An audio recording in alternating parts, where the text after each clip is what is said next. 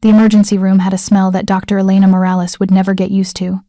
Antiseptic trying to mask blood, fear, and the particular scent of adrenaline that clung to trauma victims like perfume. At 11:47 p.m. on a Tuesday, she stood in the surgical wing's hallway, still wearing her scrubs, both hands pressed against the cool tile wall, as if the building itself could hold her upright. They'd lost the patient. A 17-year-old girl with her whole life ahead of her, bleeding that wouldn't stop, complications that cascaded faster than Elena's hands could move. She'd done everything right, textbook procedure, perfect execution, and it hadn't mattered. Preparing and narrating this type of story took us long efforts and hard work. So if you are enjoying the story, please consider subscribing to our channel. Dr. Morales. The charge nurse's voice was gentle. You should go home. Elena nodded without moving. Home was a studio apartment in a building where the heat worked 3 days out of 7. Home was where the collection notices piled up on her tiny kitchen counter, each one a reminder that her father's gambling debts hadn't died with him 6 months ago. The loan sharks didn't care that she was a doctor. They cared about the $180,000 he'd borrowed and never paid back. She changed out of her scrubs mechanically, pulled on jeans and a sweater that had seen better days, and walked to her car, a 2012 Honda Civic, with a concerning rattle in the engine. The parking garage was mostly empty at this hour, her footsteps echoing off concrete. Her phone buzzed as she reached the car. Unknown number. She almost didn't answer, but doctors never had that luxury. It could be the hospital. It could be about her mother in the nursing home upstate, the one Elena could barely afford even with the Medicaid assistance. Dr. Morales. Not a question. A statement from a woman's voice, cultured, precise, with the faintest accent Elena couldn't place. Speaking. Who is this? My name is Vittoria. I work for a family that requires your specialized services. We're prepared to pay $50,000 for 1 week of your time. Elena's hand froze on her car door. $50,000. That was nearly a third of her father's debt. That was 6 months of her mother's nursing home care. That was impossible. I don't do private consultations, Elena said carefully, her exhaustion momentarily forgotten. If your family needs medical care, I can recommend. This isn't about medical care in the traditional sense. Vittoria's voice remained perfectly calm, as if she discussed $50,000 offers every day. Perhaps she did. We need a pediatric neurologist, specifically, one with your expertise in traumatic brain injury and behavioral disorders in children. Your published research on trauma-induced developmental delays has made you uniquely qualified. Elena's mind raced. Her research had been thorough but hardly groundbreaking case studies of children who'd witnessed extreme violence and the neurological impacts on their development. It had been published in a mid-tier journal 3 years ago. Who would even remember it? Qualified for what? There's a child, 8 years old. He witnessed his mother's murder 6 months ago. Since then, he's become almost entirely nonverbal, experiences violent night terrors, and has regressed developmentally in multiple areas. The psychiatrists and therapists we've consulted have been insufficient. Elena closed her eyes. A child who'd watched his mother die. The trauma would be profound. The neurological impacts potentially devastating. This was exactly the kind of case that had drawn her to pediatric neurology in the first place, before the debt, before the exhaustion, before she'd become just another doctor grinding through shifts. I'd need to review his complete medical history, brain scans, psychological evaluations, developmental assessments. I can't diagnose. All of that will be provided. We simply need you to come to the residence, conduct your evaluation, and provide treatment recommendations. 1 week. $50,000, paid in cash upon completion. Cash. That word changed everything. Cash meant no paper trail, no 1,099, no questions from the IRS about where the money came from. Cash meant she could pay off the most aggressive of her father's creditors, the ones who'd started making threats about what happened to people who didn't settle their accounts. Where is this residence? Woodbridge. I can send a car for you tomorrow morning at 6. Woodbridge. That was where the estates were, the old money, the sprawling properties behind gates and walls. That was also where certain families lived, the kind that didn't appear in society pages, that handled their business in ways that never made it to court. Elena should say no. Every instinct told her this was wrong, dangerous, the kind of thing that destroyed careers and lives. But the image of that 17-year-old girl's face swam in her vision. Another person she couldn't save, another failure added to the list. And behind that, the memory of her father's funeral. The men in expensive suits who'd stood at a distance, watching, making sure she understood that debts passed to family members. "I need a name," Elena said. "The family name." There was a pause. Then, Andolini. The air left Elena's lungs. Everyone in North Jersey knew that name, even if they pretended not to. The Andolini family had been here for 3 generations, their influence woven through construction, waste management, unions, and a dozen other industries that looked legitimate on paper. They were the kind of family people whispered about but never discussed directly. "I see you recognize it," Vittoria said, and there was something approving in her tone. "Which means you understand that this offer comes with certain expectations, discretion, absolute confidentiality. What you see and hear cannot land. Leave the property." "I'm bound by doctor-patient confidentiality regardless," Elena said, but her voice sounded distant to her own ears. "Yes, but this goes beyond that. The child in question is Lorenzo Andolini. He's the nephew of Dante Andolini, the current head of the family. His mother was Dante's sister. Her murder was a matter of business rivalry that turned personal. The people responsible have been handled, but Lorenzo remains traumatized. Handled. That was a word that carried weight in this context. Elena's hands were shaking now, though she couldn't tell if it was from fear or exhaustion or the wild hope that $50,000 represented. "Dr. Morales, I'll be frank with you. We know about your father's debts. We know that Vincent Caruso and his associates have been pressuring you for payment. We know you're 3 months behind on your mother's nursing home fees. We know your car needs $1,700 in repairs you can't afford. We're offering you a way out." The surveillance in that statement should have terrified her. Instead, Elena felt a strange sense of relief. They knew everything, which meant there was no point in pretending, no point in maintaining the fiction that she was handling it, that she'd find a way through. She'd been drowning for months, and someone had just thrown her a rope, even if that rope was attached to something dark and dangerous. "The child," Elena said finally. "Lorenzo. Does he want help?" "He's 8 years old and hasn't spoken more than a handful of words since his mother died. I don't know what he wants. I only know that his uncle has tried everything else and is now trying you. Tomorrow at 6, Elena said. "I'll need the address. The car will pick you up at your apartment. Pack for a week. Professional clothes, but comfortable. The estate is large, and you'll need appropriate footwear for walking the grounds." The call ended before Elena could respond. She stood in the parking garage, phone still pressed to her ear, and realized she'd just agreed to spend a week with one of the most dangerous families in New Jersey. She'd done it for money, blood money, probably, though they'd never call it that. She'd done it for a chance to escape the crushing weight of debts that weren't even hers. But underneath those practical reasons, there was something else. A child who'd watched his mother die. A child who'd stopped speaking because words couldn't contain what he'd witnessed. That child needed help, and no amount of danger or moral compromise could make Elena turn away from that. She got in her car and drove home through empty streets, already mentally preparing what she'd need to bring.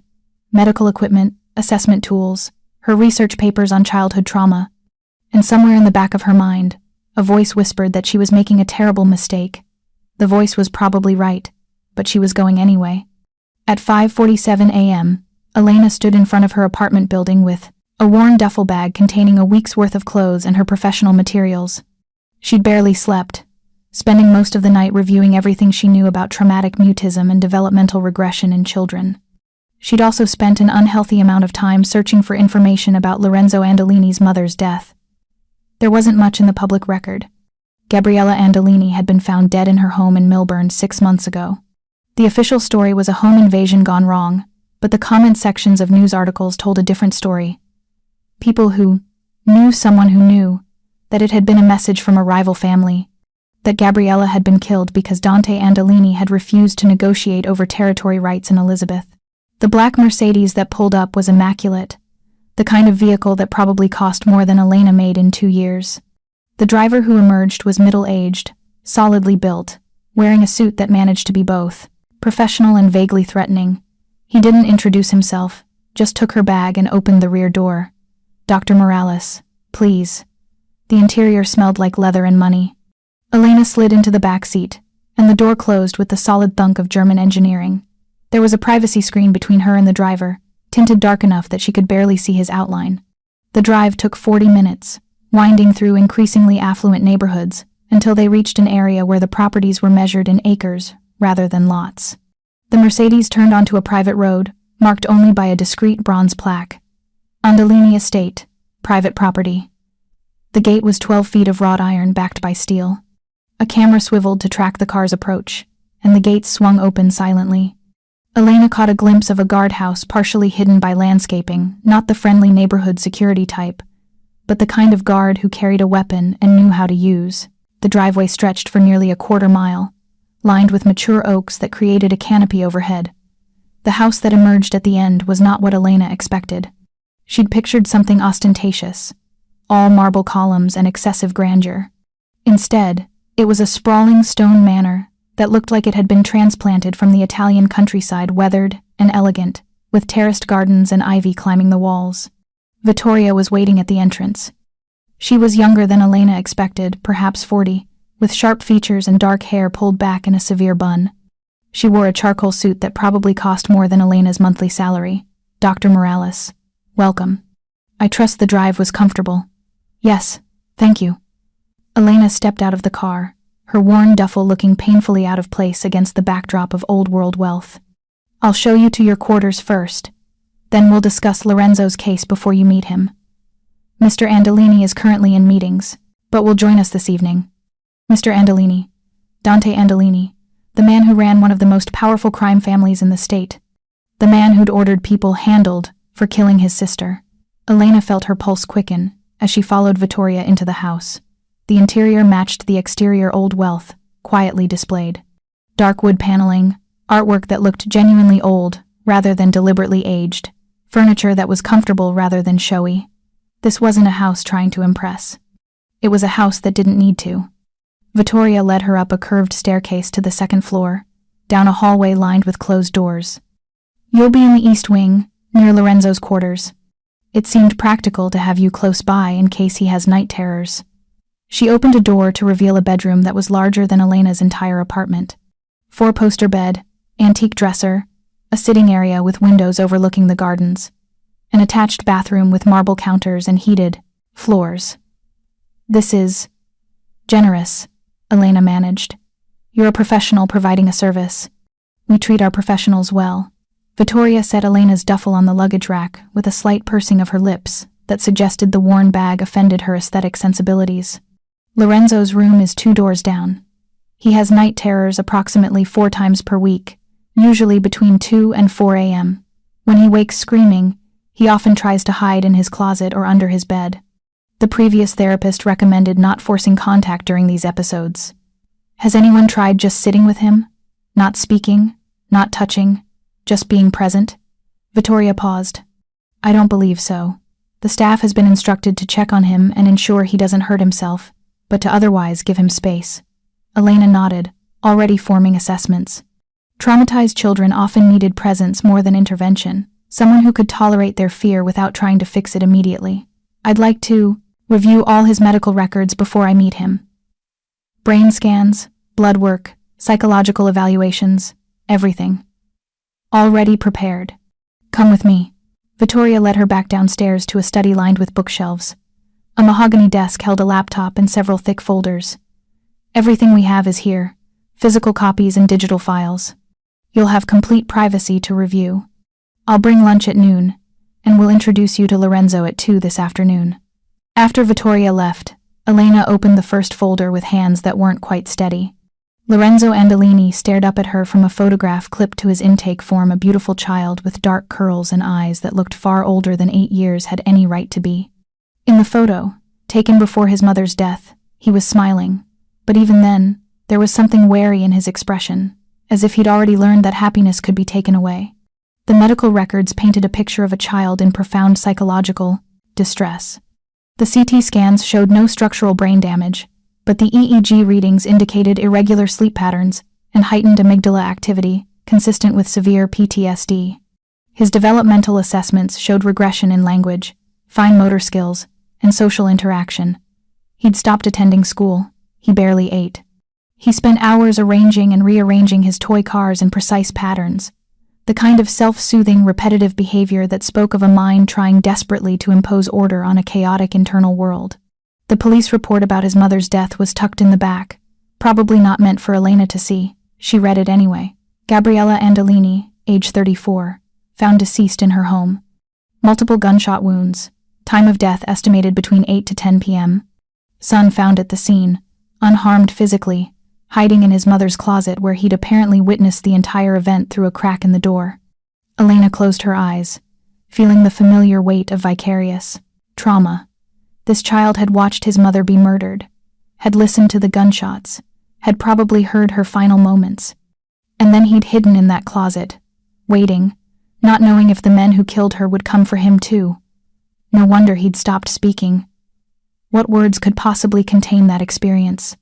She spent the next several hours reviewing every document, making notes, forming hypotheses. By the time Vittoria returned with lunch, a Caesar salad, and grilled chicken that was far better than anything Elena typically ate, she had the beginnings of a treatment approach. "How is he with routine?" Elena asked, as Vittoria set down the tray.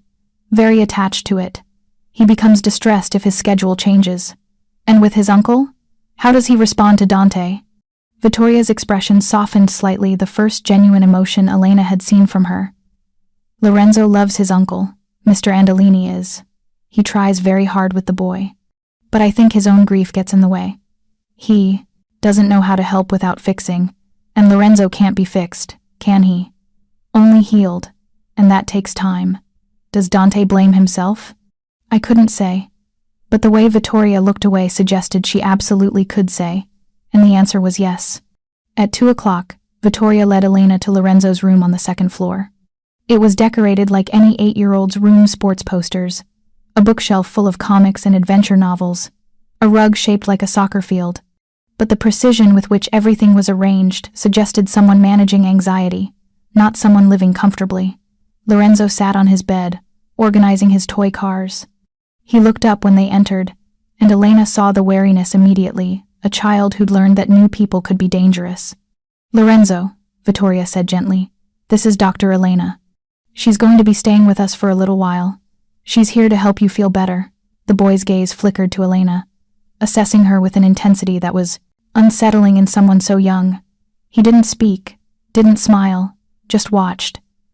Elena knelt slowly, bringing herself to his eye level.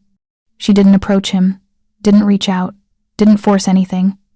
She just made herself smaller, less threatening. "Hi, Lorenzo. I know you've met a lot of doctors and therapists. I'm not going to make you talk to me or play any games you don't want to play. I'm just here. If you want to show me your cars, that's great. If you want me to sit quietly while you play, that's also great. Whatever you need is okay." The boy studied her for a long moment. Then, slowly, he held up a red Ferrari. It wasn't much, but it was a start. Elena sat down on the floor, cross-legged, maintaining a careful distance.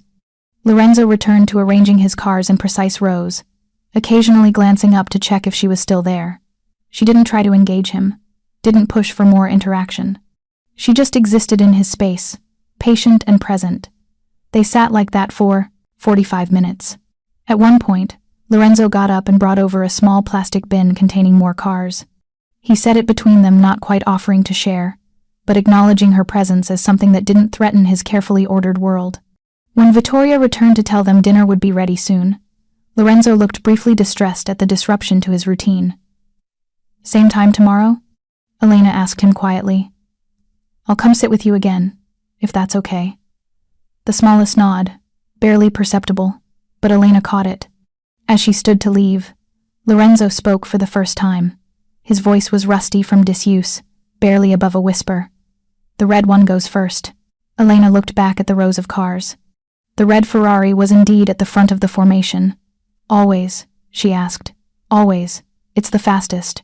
That makes sense."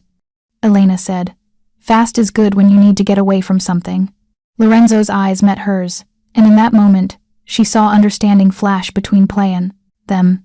This child knew she understood, knew she wasn't going to pretend his trauma was something it wasn't. "I'll see you tomorrow, Lorenzo." As Vittoria led her back downstairs, Elena felt the weight of what she'd taken on settling more firmly on her shoulders. This wasn't a case she could consult on and walk away from. This was a child who would take everything she had to help. And she was doing it in the home of a mafia boss, surrounded by people who solved problems with violence. But when she thought of Lorenzo's whispered words, the first he'd spoken to anyone in weeks, she knew she couldn't leave. Not yet. Not until she'd done everything possible to help him find his voice again. Dinner was served in a formal dining room that could have seated 20, but was set for only 2. Elena sat at one end of the long mahogany table, feeling absurdly small in the high-backed chair, while Vittoria explained that Mr. Andolini would be joining her shortly. He prefers to dine with guests. When discussing business, Vittoria said, as if Elena were a corporate consultant rather than a doctor who'd spent the afternoon sitting on the floor with a traumatized child. The food arrived before Dante did ossobuco that smelled incredible. Risotto that looked like it had been prepared by someone who actually knew what they were doing, and a green salad with a vinaigrette that was probably homemade. Elena's usual dinner consisted of whatever she could grab from the hospital cafeteria, or a frozen meal heated in her apartment's temperamental microwave. This was several universes removed from her normal experience. She heard him before she saw him, a door opening somewhere in the house, low voices in conversation, then footsteps approaching, with the measured confidence of someone who owned not just the house, but everything in a considerable radius around it.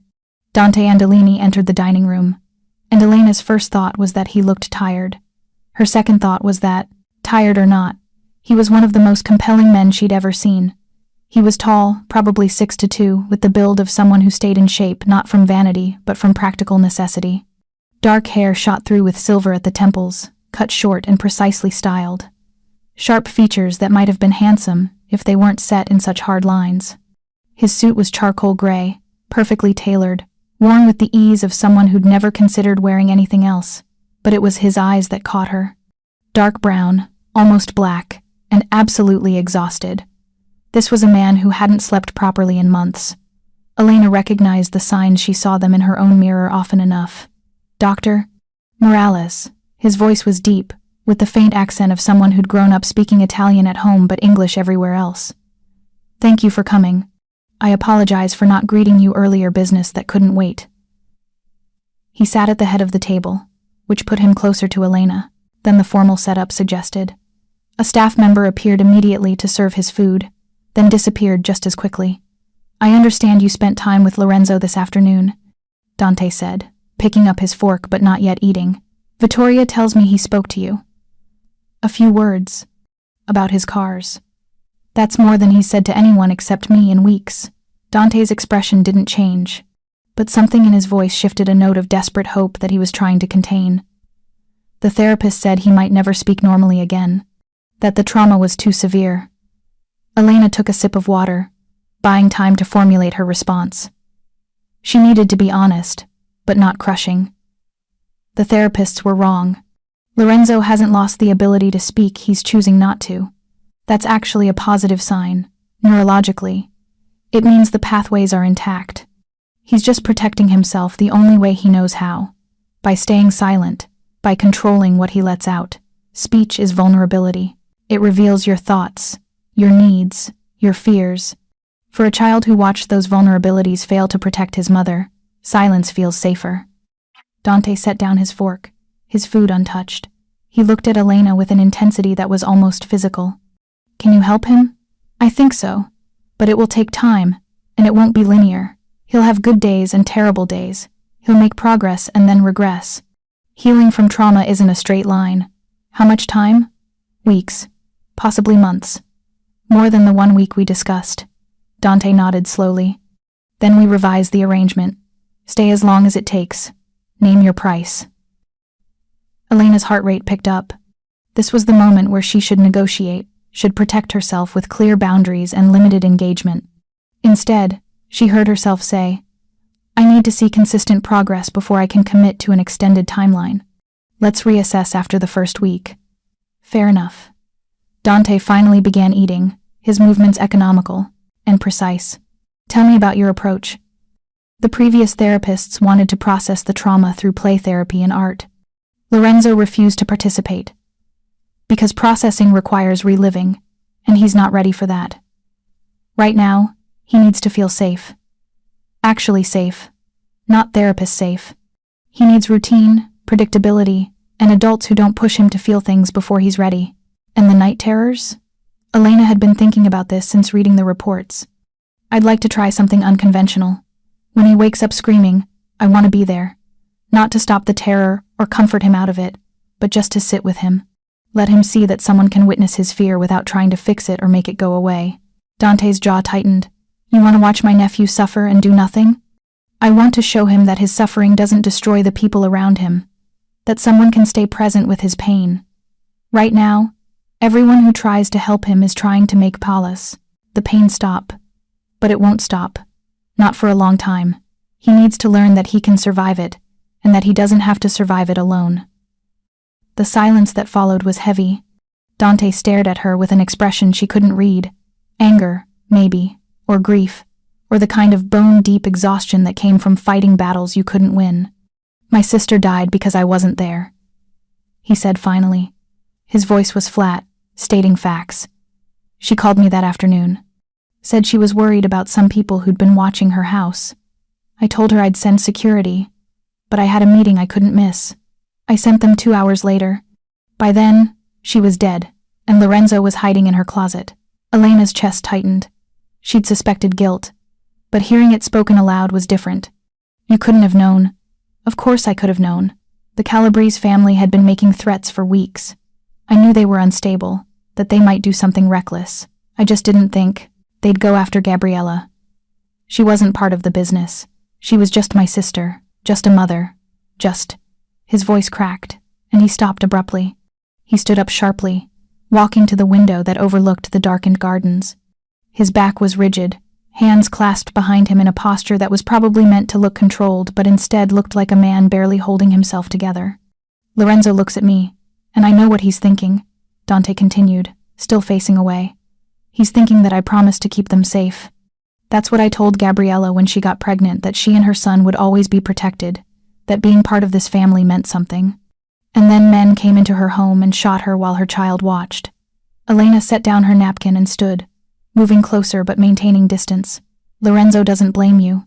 Children don't process trauma that way. He's not thinking about what you should have done differently.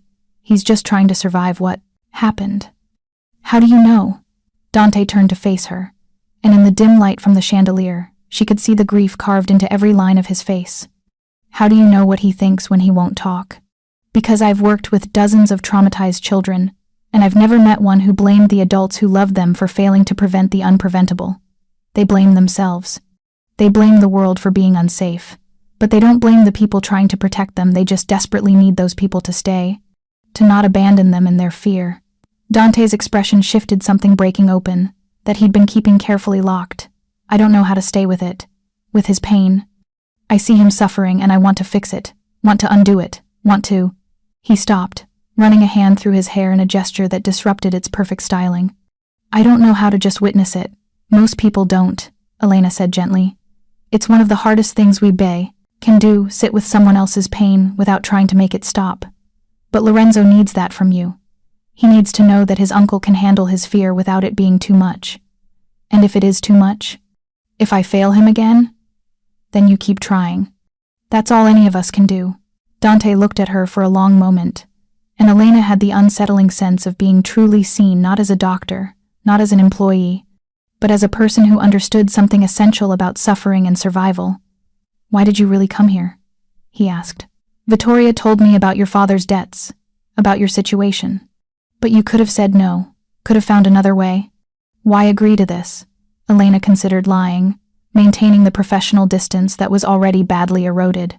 Instead, she told the truth. Because I'm tired of losing. At the hospital, I lose patience. I lose sleep. I lose pieces of myself every time I can't save someone. Your sister's son is a child I might actually be able to help, and I'm selfish enough to need that win. Something flickered in Dante's expression. Recognition. Maybe, or respect. We're alike then. Both trying to save something we've already lost. Maybe. Or maybe we're both trying to save what's left before it's too late. He nodded slowly, then returned to the table. His food had gone cold, but he ate anyway, and Elena did the same. They finished dinner in silence, but it was a different quality of silence than before, not uncomfortable, but shared. Two people sitting with their separate griefs in the same room. When the meal ended, Dante stood. Vittoria will show you the rest of the house tomorrow. If you need anything at all, just ask. And Dr. Morales? Yes. Thank you. For being honest. Most people tell me what they think I want to hear. I'm not most people. No, Dante said, and there was something that might have been the ghost of a smile at the corner of his mouth. I'm beginning to see that. Elena was awakened at 2:47 a.m. by screaming. She was on her feet before she was fully conscious, grabbing her robe and moving toward the sound. 2 doors down, Lorenzo's door was closed, but she could hear him through it high-pitched, wordless terror that made her chest constrict. A woman in staff uniform was standing in the hallway, looking uncertain. Should I call Mr. Andolini? No, Elena said. Let me handle it. She opened Lorenzo's door slowly. The room was dark except for a nightlight shaped like a soccer ball. Lorenzo was sitting up in bed, crying and gasping, his small body rigid with fear. His eyes were open but unfocused, still caught between the nightmare and waking. Elena didn't turn on the lights, didn't approach the bed. She simply sat down on the floor near the door, folding her legs beneath her, making herself small and non-threatening. It's okay, she said softly. Not to stop his crying, but just to give him something real to anchor to. You're safe. You're in your room. The bad thing already happened, and it's over now. Lorenzo's crying hitched. His eyes moved, tracking toward her voice. I'm right here, Elena continued in that same quiet tone. You don't have to talk to me. You don't have to do anything. I'm just going to sit here until you're ready to go back to sleep. The boy's breathing was still ragged, but his crying began to slow. He pulled his knees to his chest, wrapping his arms around them, making himself small, just like she was. The red car goes first, Elena said, remembering their conversation from earlier. Because it's the fastest. Fast is good. Fast means you can run, Lorenzo whispered, his voice shaking. Yes. I couldn't run. I was in the closet. I heard Mama. His voice broke, and the crying started again, harder this time. Elena didn't move, didn't try to stop him. She just stayed where she was, a solid presence in the darkness. You were in the closet because that's where you were safest. You did exactly the right, but your mama wanted you to be safe more than anything. That's why she told you to hide, wasn't it? A small nod, barely visible in the dim light. Then you did what she needed you to do. You survived. Lorenzo was quiet for a long time, his breathing gradually slowing to something closer to normal. He wiped his face with his pajama sleeve, then looked at Elena, where she sat on the floor. Are you going to leave? Not tonight. I'll stay right here until morning if you want. What if I fall asleep? Then I'll stay until you wake up. Promise? Elena's throat tightened. Promises to traumatize children were sacred. Things break one, and you might never earn back their trust. I promise. I'll be here when you wake up. Lorenzo studied her face for a long moment, as if checking for lies. Whatever he saw must have satisfied him, because he slowly lay back down, still curled in that protective ball, but no longer quite so rigid. Doctor? Elena? Yes? Uncle Dante cries. Sometimes.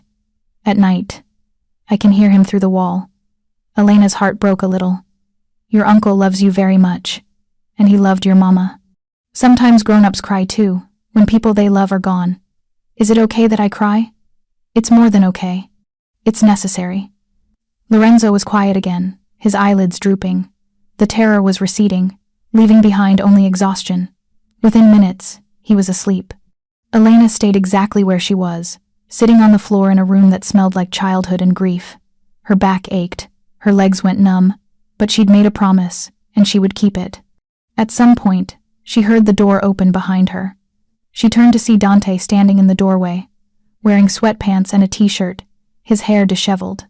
He looked more human like this, less the impeccable crime boss, more just an uncle who'd heard his nephew screaming.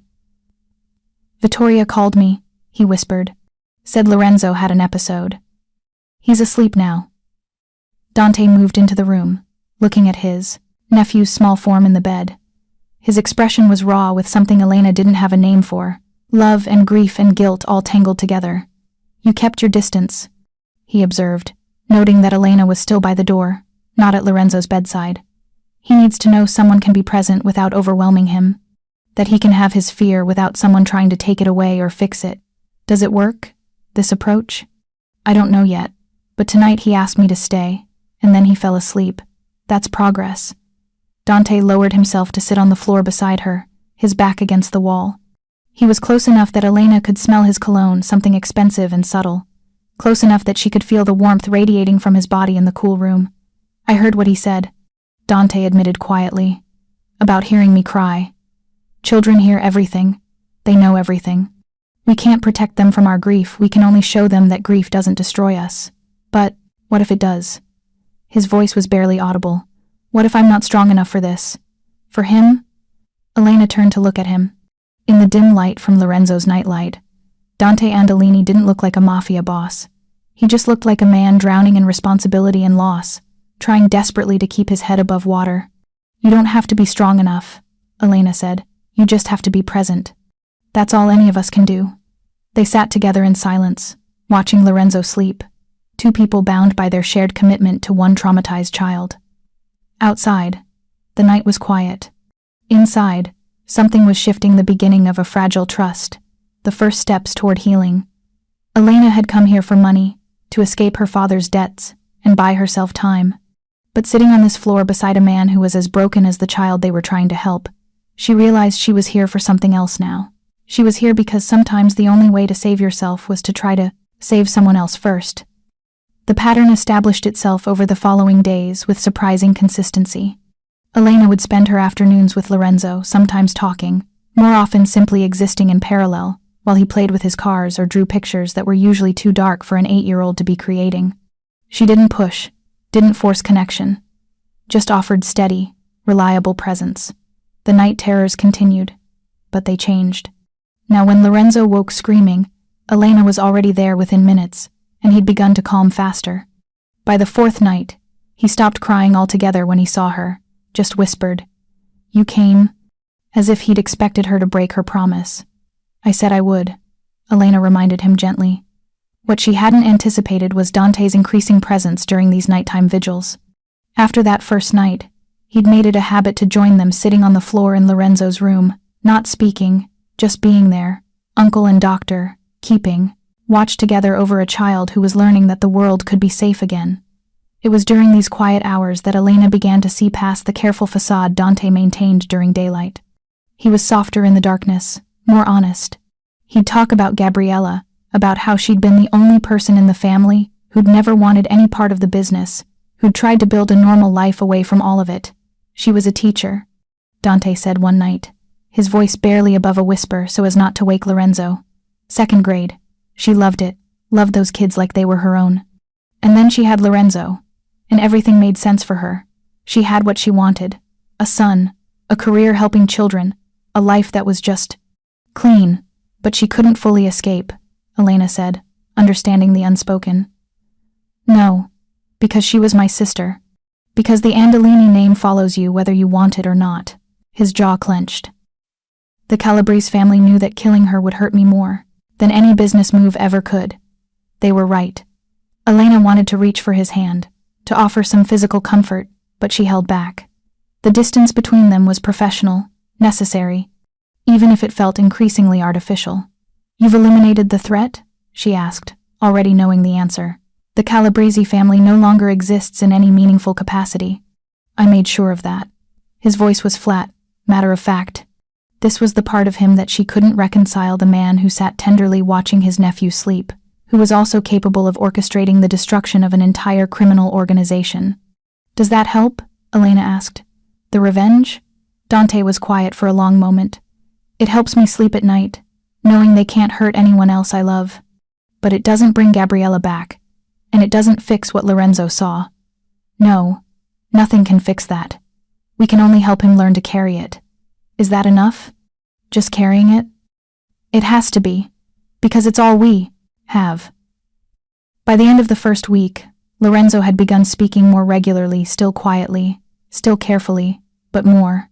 He'd started showing Elena his drawings, explaining the stories behind each one. They were always the same story, really, told in different ways. Someone small and vulnerable, someone big and dangerous, and someone else who arrived too late to help. Elena recognized it as processing his mind, trying to make sense of the incomprehensible by repeating it in controllable ways. She didn't discourage it. Trauma needed to be expressed before it could be released. On the 7th day, Vittoria found Elena in the library, where she'd been reviewing her notes and preparing her assessment. Mr. Andolini would like to see you in his office. He said it concerns your continued arrangement. Elena's stomach tightened.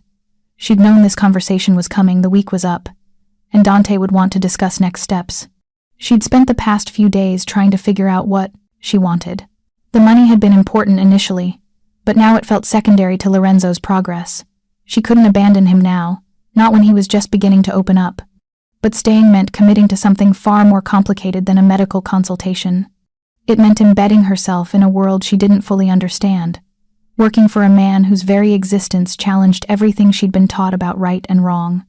Dante's office was on the 1st floor, at the end of a hallway that was watched by 2 men who looked like they'd been specially designed to discourage casual visitors. They nodded to Elena and opened the door without a word. The office was surprisingly understated, more library than command center, with floor-to-ceiling bookshelves and a massive desk that looked antique. Dante stood by the window, his back to her, phone pressed to his ear. He was speaking in rapid Italian, his tone clipped and authoritative. When he sensed her presence, he ended the call, abruptly. Dr. Morales, thank you for coming. He gestured to the leather chairs arranged before his desk. Please, sit.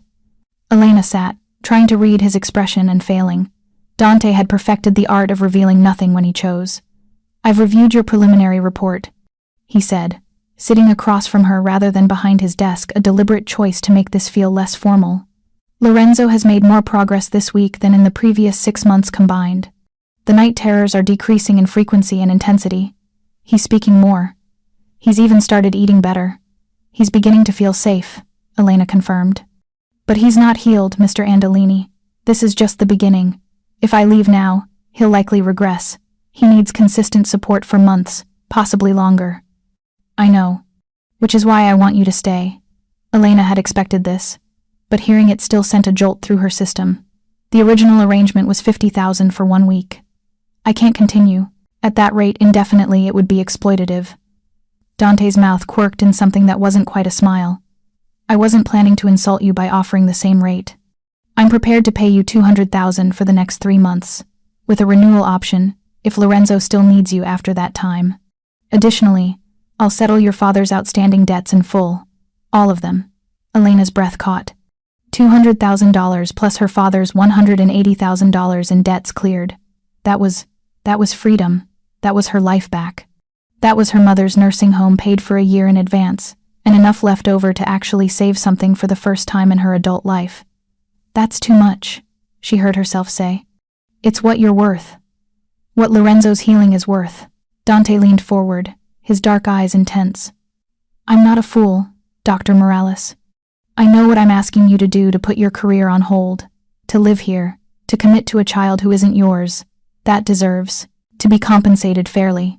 It's not about the money anymore, Elena said, and realized as she spoke that it was true. I care about Lorenzo. I want to see this through. But I need to know what I'm really committing to.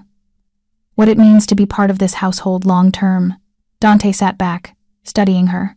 You want to know if you're safe. If staying here makes you complicit in things you'd rather not know about. Yes. The honest answer is that you'll see things, hear things. You'll understand what I do, what this family does, in ways that you haven't yet. You'll meet people who are part of that world, but you won't be asked to participate in any of it. You're here for Lorenzo, nothing more. And you'll be protected, absolutely protected from any threats that might arise because of your association with this family. Protected how? Security detail when you leave the property. Background checks on anyone you interact with regularly. Monitoring of potential threats. He said it, calmly, as if this were normal. Perhaps in his world, it was. I won't lie to you, there are people who might see you as leverage against me. As someone I care about who could be used to manipulate me. I need you to understand that risk before you agree. The phrasing caught her attention. Someone I care about. Not just someone who works for me or someone useful to my nephew. The distinction felt significant, though Elena couldn't let herself examine why. And my work at the hospital? You can maintain your license, take consulting work remotely if you choose. But I need you here, physically present, for the next 3 months minimum. After that, we can discuss a modified arrangement if Lorenzo's stable enough. Elena closed her eyes, trying to think through the implications. She'd be giving up her ER shifts, her colleagues, the career she'd built over years of brutal residency and fellowship training. She'd be trading it all for 3 months in a Mafia household, helping one traumatized child while earning more than she'd make in 2 years at the hospital. But when she thought about Lorenzo, about the way his face had started to relax when she entered a room, about the fragile trust he was beginning to offer, the choice became simpler. I'll need my medical equipment brought here. I want to do weekly assessments, track his progress properly. And I want input on his environment. If something needs to change for his healing, I need you to trust my judgment. Done. Anything else? I need to be able to walk away if I think staying is harmful to him. If the environment becomes too unstable, if there's violence he might witness, if I fail to keep him safe again. Dante finished, his voice tight. If the situation changes in ways that compromise his recovery, Elena corrected gently. I'm not saying you'd fail him deliberately, but you operate in a world I don't fully understand. I need the authority to make medical decisions about his care, even if those decisions are inconvenient for you. Dante stood and walked back to the window, his hands clasped behind his back. The afternoon light cast his profile in sharp relief, the strong nose, the hard jaw, the weight of responsibility carved into every line. 3 years ago, my father died, he said quietly. Heart attack. Sudden, no warning. I inherited this empire, this family, all the obligations and enemies that came with it. I never wanted it. I'd planned to go into legitimate business, to be the respectable Andolini. But family is family, and duty is duty. He turned to face her. Gabriella was the only person who knew the man I could have been. The only one who remembered when I was just Dante, not Don Andolini. And Lorenzo is all that's left of her. If you say you need authority over his care, you have it. If you say the environment is wrong, I'll change it. If you say you need to leave, I won't stop you. The vulnerability in his admission was startling. This was a man who commanded absolute loyalty from dangerous people, who made decisions that affected hundreds of lives, who'd orchestrated the destruction of an entire rival family. And he was offering to surrender control to her, a doctor he'd known for 1 week, because she might be able to save his nephew. Then I'll stay, Elena said. 3 months, minimum. We'll reassess after that. Dante's shoulders relaxed slightly, a tension she hadn't even noticed releasing. Thank you. Vittoria will handle the logistics. Your father's debts will be cleared by tomorrow. The first payment will be transferred to your account by the end of the week. He extended his hand, and Elena stood to shake it. His grip was firm, warm, his hand completely engulfing hers. They stayed like that for a moment longer than necessary, and Elena felt the weight of what she'd just committed to settling around her. She was staying. She was choosing this world, this family, this man who terrified and intrigued her in equal measure. God help her, she was staying. The second week brought new challenges. Lorenzo started testing boundaries, refusing to follow bedtime routines, deliberately breaking his own rules about the car arrangements, having outbursts that seemed designed to push Elena away. She recognized it for what it was. A child checking to see if she'd leave when things got difficult, if her promise to stay was contingent on him being good. One afternoon, he threw all his cars across the room during a particularly bad moment, then looked at Elena with a mixture of defiance and terror, waiting for her to get angry and abandon him. Instead, she sat down and started picking up the cars, organizing them into their usual categories. Red ones over here, blue ones there. The black ones go in their own group because they're special. Lorenzo watched, breathing hard, fists still clenched. You know what I think? Elena said conversationally, not looking at him. I think you're checking to see if I'll leave, when you're having a bad day. I think you're scared that if you're not perfect, I'll decide you're too much work. The boy's breathing hitched. But here's the thing, Lorenzo. I've had plenty of bad days. Days where I was angry and sad and wanted to throw things. And you know what? People stayed anyway. Not because I was perfect, but because they cared about me even when I was a mess. She finally looked up at him. I'm staying, even on bad days, even when you throw cars, even when you're angry at the whole world. I'm staying. Lorenzo's face crumpled, and he launched himself at her, wrapping his small arms around her neck and sobbing into her shoulder. Elena held him, rocking slightly, letting him cry it out. I miss my mama, he gasped between sobs. I miss her so much and she's never coming back and it's not fair." "It's not fair," Elena agreed. "It's the most unfair thing in the world. And I'm so sorry." They stayed like that for a long time, Elena holding this broken child, while he grieved, offering nothing but presents. When his crying finally subsided, he pulled back and looked at her with red-rimmed eyes. "You're not my mama." "No, I'm not. But you're staying anyway?" "I'm staying anyway." He nodded slowly, processing this. Then he climbed off her lap and started picking up the rest of his cars. Elena helped him, and together they rebuilt his careful arrangements. The red Ferrari went first, like always. Fast is good when you need to get away. That night, when Dante asked how the day had gone, Elena told him about the outburst. They were sitting in the library. It had become their unofficial meeting place after Lorenzo went to bed, a space where they could debrief without the formal weight of his office. "He threw things?" Dante's jaw tightened. "That's not like him. It's exactly like him right now. He's testing whether people will stay when he's not easy to love. It's a normal part of processing trauma." "Should I talk to him? Tell him it's not acceptable to no. He needs to know that his anger is acceptable, that he can be furious at the world and the people who care about him will still be there." Elena paused. "He needs to see that from you too, that you can handle his worst moments." Dante was quiet, swirling the whiskey in his glass. He'd started pouring them each a drink during these evening talks, bourbon for him, wine for her. It had become a ritual, this unwinding together at the end of difficult days. "I don't know if I can," he admitted. "Handle it, I mean. When he's angry or crying or... Sometimes I look at him and I see Gabriella. I see everything I failed to protect. And I don't know how to stay present with that, the same way you'd stay present with anything difficult in your business. You breathe through it. You don't run.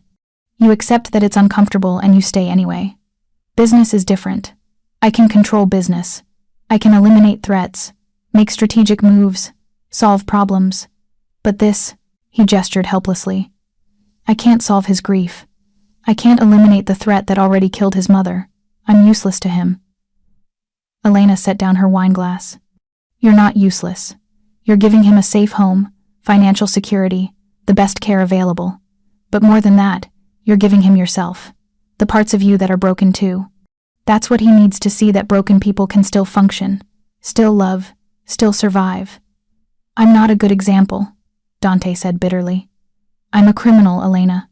I've done things that would horrify you if you knew the details. I've ordered deaths. I've destroyed lives." What kind of role model is that for a child? It was the first time he'd called her Elena instead of Dr. Morales. She noticed but didn't comment on it. "You're the role model who showed up," she said instead. "Who didn't abandon him when things got hard. Who's trying to give him something better than what you had. That's what matters." Dante looked at her with an intensity that made her breath catch. "You see things in me that I'm not sure actually exist. Or maybe you've spent so long being what everyone expects, the ruthless boss, the enforcer, the man without mercy, that you've forgotten there's more to you than that. And you think you know me well enough to see that, after 2 weeks? I think trauma recognizes trauma. I think you understand Lorenzo so well because you're carrying similar wounds. And I think the fact that you're trying so hard to help him means there's more humanity in you than you give yourself credit for." The air between them felt charged, dangerous. They were sitting close together on the leather sofa, the library quiet around them, and Elena was suddenly very aware that they were alone. That this man who commanded an empire of violence was looking at her like she'd said something profound. That she wanted to close the distance between them and also wanted to run from the room. She did neither. Just held his gaze and let the moment stretch. "Elena," he said finally, and her name in his voice sounded like something precious. "What are we doing here?" "Helping Lorenzo," she said, but they both knew that wasn't the whole truth anymore. "Is that all?" She should say yes. Should maintain the boundaries that were already dangerously thin. Should remember that he was a Mafia boss and she was a doctor, and this couldn't be anything more than a professional arrangement. "I don't know," she whispered instead. Honest, even when honesty was dangerous. Dante leaned closer, and for a moment Elena thought he might kiss her. Her heart hammered. She didn't move away. But then his phone buzzed, harsh and insistent, and the spell broke. He pulled back, checking the screen, and his expression hardened into something cold and professional. "I need to take this. Business that can't wait." He stood, already moving toward the door. We'll continue this conversation another time. After he left, Elena sat in the quiet library, her wine untouched, trying to process what had almost happened. She was falling for him, or maybe she'd been falling since that first night when he'd sat on Lorenzo's floor and admitted he didn't know how to stay present with his nephew's pain. It was a terrible idea. He was her employer. He was a criminal. He lived in a world where people got killed for tactical reasons and debts were settled with violence. Getting emotionally involved was the kind of mistake that could destroy everything she was trying to build here. But when she closed her eyes, all she could see was the way he'd looked at her like she was something rare and precious, like she mattered in ways that went beyond her usefulness with Lorenzo. She was in trouble. Deep, complicated, dangerous trouble. And part of her didn't want to escape it. The breakthrough came during the third week, in the middle of a thunderstorm that had Lorenzo convinced his mother's killers were coming back. He'd been inconsolable, for hours, hiding in his closet and refusing to come out despite Elena's gentle coaxing. She'd been sitting outside the closet door, talking quietly, when Dante arrived home from wherever he'd been, soaked from the rain, still in his suit, looking exhausted. He's been like this since the storm started, Elena told him quietly. He thinks the thunder is gunshots. He's reliving it. Dante's face went gray. Without a word, he went to the closet door and sat down heavily beside Elena. Lorenzo, it's Uncle Dante. Can you hear me? A muffled sound from inside the closet. I need to tell you something, and I need you to listen. Dante's voice was thick with emotion. The night your mama died, I wasn't there. I should have been, but I wasn't. And I'm sorry. I'm so sorry. I know that doesn't fix anything. I know it doesn't bring her back. But I need you to know that I'm here now, and I'm not leaving. Ever. Silence. Then, you promise? I promise. On my life, on everything I have. I promise. You're stuck with me now. The closet door cracked open. Lorenzo's tear-stained face appeared in the gap. What if the bad men come back? They won't. I made sure of that. But if any other bad men try to come, they'll have to go through me first, and Dr. Elena. And everyone in this house who loves you. Dante's voice broke slightly. You're safe, Lorenzo. You're safe, and you're loved, and nothing is going to hurt you again. Lorenzo emerged from the closet slowly, and Dante opened his arms. The boy crawled into his lap, and Dante held him like he was the most precious thing in the world, rocking slightly while Lorenzo cried into his shoulder. Elena watched, her own eyes burning with tears, as these two broken people held each other and grieved together. This was what healing looked like, not linear, not clean, but raw and painful, and ultimately transformative. After Lorenzo finally fell asleep, Dante carried him to bed, and tucked him in with a gentleness that seemed at odds with his imposing frame. Elena followed them, and they stood together watching the child sleep, both of them emotionally wrung out. Thank you, Dante whispered, for knowing I needed to be here for that, for not shutting me out. He needs you. Not just your protection, he needs your presence, your grief, your humanity. They walked back to the library together, and this time when Dante poured them drinks, his hands were shaking slightly. He sat heavily on the sofa, and Elena sat beside him, closer than before, close enough that their shoulders almost touched. I lied to him, Dante said quietly. When I said I'd keep him safe, I can't actually guarantee that. My world is too dangerous. There are always threats, always enemies. I can minimize the risk, but I can't eliminate it entirely. But you'll try. That's what matters. You'll do everything in your power to protect him, and that's all anyone can do. Is it enough? It has to be. Dante turned to look at her, and the exhaustion in his face had been replaced by something else, something that made Elena's pulse quicken.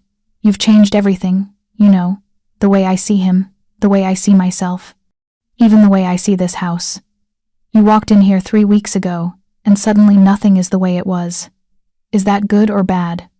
I don't know yet, but it feels necessary, like I've been living in darkness and didn't realize it until you turned on the lights. Elena's breath caught. They were so close now, close enough that she could see the gold flecks in his dark eyes, close enough to smell his cologne mixed with rain, and something uniquely him. Dante, she whispered. Not Mr. Andolini anymore, just Dante.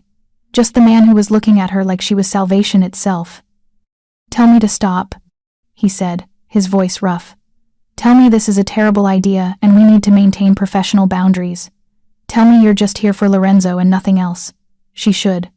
She absolutely should. But instead, she heard herself say, I can't tell you that. Because it would be a lie. He kissed her then finally, inevitably, and it was nothing like the kisses in movies.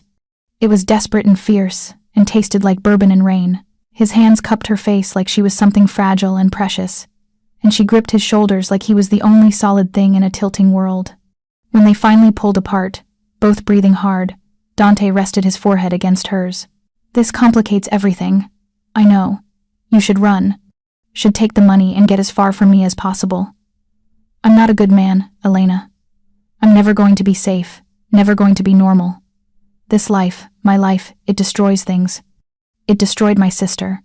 It nearly destroyed Lorenzo. It will probably destroy this too. Maybe, Elena said. Or maybe some things are worth the risk. He kissed her again, softer this time, and Elena let herself fall into it, into him, into the impossible situation she'd somehow, too, found herself in. She was falling in love with a mafia boss. She was choosing to stay in a world that should terrify her. She was risking everything for a man she'd known for 3 weeks, and a child who wasn't hers. It was reckless and dangerous, and possibly the worst decision she'd ever made. But when Dante pulled back and looked at her with something like wonder in his eyes, Elena couldn't bring herself to regret it. Stay with me tonight, he said. Not a demand, a request, vulnerable and hoping. Not for anything except to not be alone. I don't want to be alone tonight.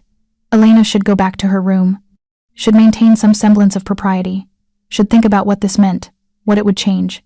Instead, she took his hand and let him lead her upstairs to his private quarters. They lay together on his bed, fully clothed, her head on his chest and his arms around her, listening to the storm rage outside while they held each other in the darkness. Tell me, something true, Dante murmured against her hair. Something you've never told anyone else. Elena thought about deflecting, maintaining some privacy. But in this moment, in the darkness, with his heartbeat steady beneath her ear, she wanted to be honest. I'm terrified, she whispered, of caring this much. Of what it means if something happens to you, or to Lorenzo, or to any of this. I've spent my whole life keeping people at arm's length because getting close means you can lose them. And I've already lost so much. My father to his own weakness. Patience I couldn't save. Pieces of myself I can't get back. And now I'm here. And I care about both of you so much it actually hurts. And I don't know how to do this. Dante's arms tightened around her. You're doing it right now. Just like this. One day at a time, one moment at a time. That's all any of us can do. What if it's not enough?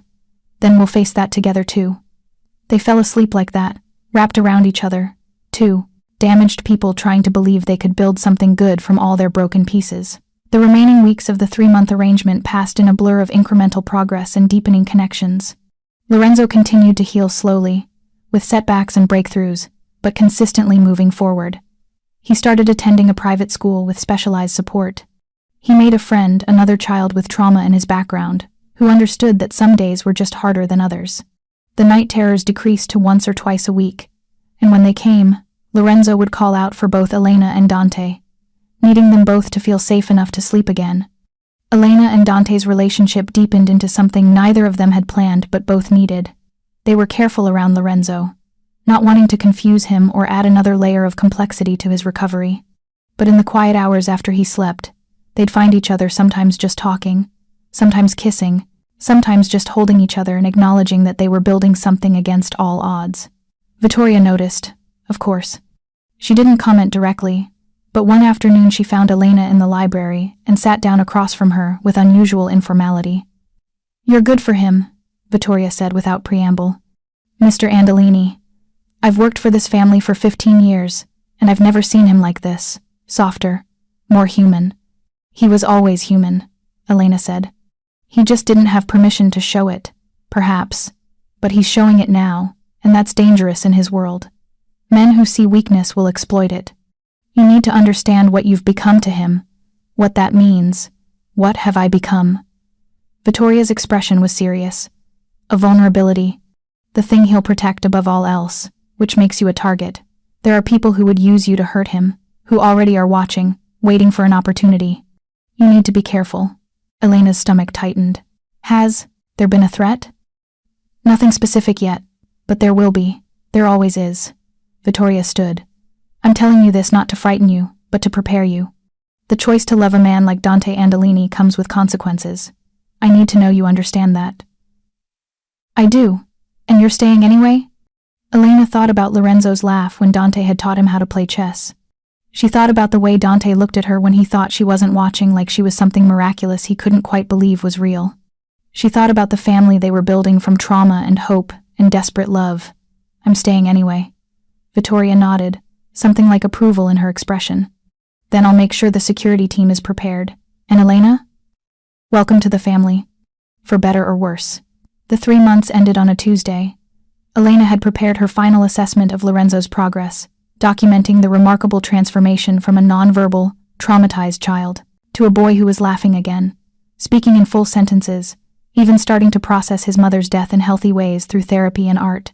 She presented the report to Dante in his office, both of them aware that this was supposed to be a decision point, stay or go, continue or end the arrangement. He still needs support, Elena concluded. But he's stable enough that I could reduce my hours if needed. Transition to more of a consulting role rather than full-time presence. Dante read through the report carefully, his expression unreadable. When he finished, he set it aside and looked at her.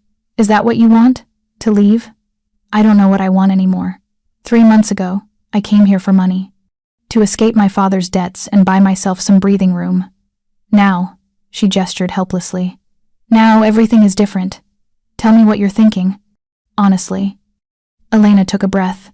I'm thinking that I've fallen in love with your nephew, and with you. I'm thinking that this house feels more like home than anywhere I've lived in years. I'm thinking that the idea of leaving makes me physically ill. But I'm also thinking that I can't stay just because it's comfortable. Lorenzo needs to learn that people can leave, and it doesn't mean abandonment. That relationships can change, and that's okay. What if I don't want you to leave? Dante stood, moving around his desk to stand in front of her. What if I'm asking you to stay not for 3 more months, but indefinitely? What if I'm asking you to build a life here, with us? Elena's heart hammered. Dante, we've known each other for 3 months. People don't make life decisions based on 3 months. People in normal circumstances don't. But we're not normal, are we? You've seen the worst parts of me, the darkest corners of my life, and you're still here. I've watched you with Lorenzo, seen your strength and compassion and brilliant mind. I don't need more time to know that I want you in my life. In our lives, what are you saying exactly?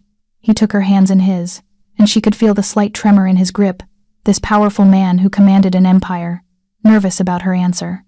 I'm saying I love you. I'm saying I want you to stay, not as Lorenzo's doctor, but as part of this family. I'm saying that I know it's fast and crazy and probably a terrible idea, but I don't care. I'm too old and too tired to pretend I don't know what I want. He paused, swallowing hard. I'm saying marry me, Elena. Make this real. Make us official. Elena's breath left her in a rush. You're proposing. I'm proposing. I'm offering you everything I have, this house, my protection, my name, my completely dysfunctional life. I'm offering you Lorenzo, who already loves you like a mother. I'm offering you a future that will be dangerous and complicated and nothing like what you planned. But I'm offering you all of it. All of me, if you'll have it. She should say no. Should point out all the logical reasons this was impossible, the timeline, the circumstances, the fundamental incompatibility of their worlds. Should remember that she'd come here as a hired professional and somewhere along the way had lost all objectivity. But when she looked at Dante, at this man who'd learned to sit with his nephew's pain, who'd opened himself to love despite the risks, who was offering her everything with shaking hands and vulnerable eyes, she knew there was only one answer she could give. Yes, she whispered. Yes, I'll marry you. I'll stay. I'll be part of this family. The kiss that followed was different from all the others. This one tasted like promise, like future, like the beginning of something that would probably be difficult but would definitely be real. When they finally pulled apart, Dante was smiling, genuinely smiling, not the careful expression he showed the world, but something open and young and full of wonder. We should tell Lorenzo, Elena said. He should know, before anyone else. They found him in his room, arranging his cars in increasingly complex patterns. When he saw them both in his doorway, Both smiling, he looked up with curiosity. Uncle Dante? Dr. Elena? What's going on? Dante knelt beside his nephew, and Elena followed suit. Lorenzo, how would you feel if Dr. Elena stayed here permanently? If she became part of our family officially? Lorenzo's eyes went wide. You mean like she'd be my aunt? Something like that, Elena said gently. Your uncle and I want to get married, which means I'd be staying here, living here, being here for both of you, but only if you're okay with it. This is your home too, and your feelings matter. Lorenzo looked between them, processing. Then he launched himself at Elena, wrapping his arms around her neck. You're really staying? Forever? Forever, Elena confirmed, holding him close. If you'll have me. I'll have you, Lorenzo said, his voice muffled against her shoulder. Then he pulled back and looked at Dante. Does this mean we're a real family now? Like other kids have? Dante's expression cracked slightly, emotion breaking through his usual control. Yeah, buddy, it means we're a real family. Lorenzo nodded seriously, then went back to his cars. Okay. The red one still goes first, though. That's important. Elena and Dante looked at each other and laughed, the kind of laughter that came from relief and joy, and the sheer absurdity of finding family in the most unexpected places. The red one still goes first. Elena agreed. Some things don't change. Epilogue. 6 months later, the wedding was small, held in the estate's gardens with only close family and trusted associates present. Lorenzo served as ring-bearer, taking his duty so seriously that Elena had to bite back tears watching him walk down the aisle with perfect posture and fierce concentration, Vittoria cried. Dante's associates looked uncomfortable with the display of emotion but attended anyway, showing respect to their boss's choice. And when Dante slipped the ring on Elena's finger, a simple platinum band that somehow meant more than all the diamonds in the world, she felt the last piece of her new life click into place. She was Dr. Elena Andolini now, wife to a mafia boss, mother figure to a healing child, part of a family that had been broken and was slowly knitting itself back together. Her old life, the hospital, the debt collectors, the exhausting grind of trying to save everyone felt like it belonged to someone else. She still consulted occasionally, still kept her medical license active, but her real work was here. With Lorenzo, who was thriving now, back in school full-time and only having nightmares once or twice a month. With Dante, who was learning that strength could look like vulnerability, that power could be used for protection rather than destruction. What are you thinking? Dante asked that night as they stood on their bedroom balcony, watching the last guests leave. His arms were around her waist, and she leaned back into his solid warmth. I'm thinking about how 3 months ago, I would have called this impossible. A doctor and a crime boss, a traumatized child and the adults trying to help him heal, a family built from grief and desperation. And now I'm thinking it's the only thing that makes sense, that sometimes the most impossible things are the ones worth fighting for. Dante kissed her temple, and she felt his smile against her skin. You saved us, you know, both of us, Lorenzo and me. No, Elena corrected. We saved each other. That's what families do. From down the hall, they heard Lorenzo call out, not screaming, just calling for them in the casual way children did when they needed reassurance before sleep. They went to him together, this makeshift family, and tucked him back in with kisses and promises that they'd be nearby if he needed them.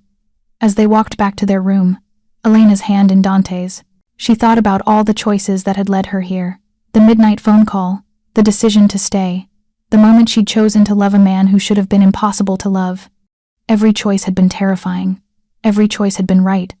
And as she climbed into bed beside her husband, listening to the quiet sounds of their home settling for the night, Elena Andolini finally allowed herself to believe in happy endings. Even the ones that started in darkness. Even the ones that required you to risk everything, especially those ones. Because sometimes, the only way to find your way home was to walk straight into the fire and trust that love would be enough to keep you from burning. Preparing and narrating this type of story took us long efforts and hard work. So if you are enjoying the story, please consider subscribing to our channel